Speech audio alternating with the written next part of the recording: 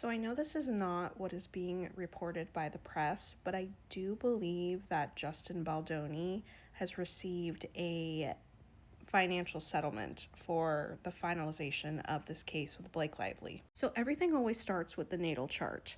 Let's take a look at his chart. We see that his second house and his ninth house are ruled by Venus.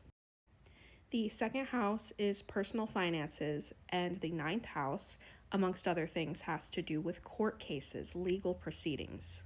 Where is Venus in his chart? It's here in the fourth house, but look, it is conjunct Jupiter. This is perhaps the luckiest configuration as it pertains to finances and relationships too. They're also conjunct Neptune, which can also indicate some deception or illusion as it pertains to finances and court dealings. But keep in mind the Venus-Jupiter conjunction here. He has transiting Venus. It's almost made its way all the way through his ninth house, and it's conjunct his natal midheaven. This is a symbolic ending to the court case, as it's almost made its way entirely through his ninth house, and conjunct the midheaven indicates that he is in good standing with superiors. So still in the ninth house, conjunct the midheaven, in good standing with the legal superiors, and in good standing with the public. Now, transit Venus was also in almost an exact opposition to his natal Uranus.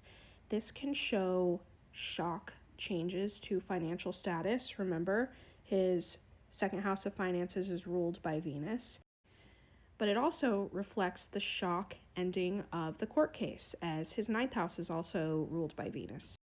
Now, a transit Venus opposition Uranus transit can manifest either way as far as finances are concerned. It can mean shocking and unexpected payments that need to be made, bills, debt, but it also can represent very surprising windfalls, financial windfalls that really take you by surprise. And let's remember his natal Jupiter-Venus conjunction. Everything comes back to the natal chart. That's how predictive astrology works. We can see that this probably ended up working out pretty well for him here. Aries rules his eighth house, and the eighth house rules over financial settlements.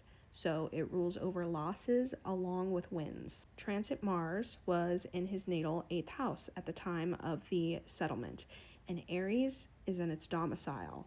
So think fast settlements. He may have pushed aggressively for what he wanted. Transit Mars was also forming a loose sextile to transit Venus and his natal midheaven. I think he probably got what he wanted, or pretty close to it.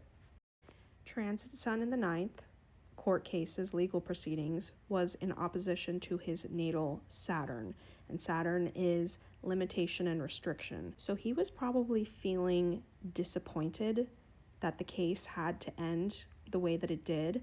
I think that he wanted this thing to go to trial. I think he wanted to prove that Lively was lying. Transit Pluto was on top of his natal sun and squaring his natal moon and Mars in the second house. This is pure ruthless energy.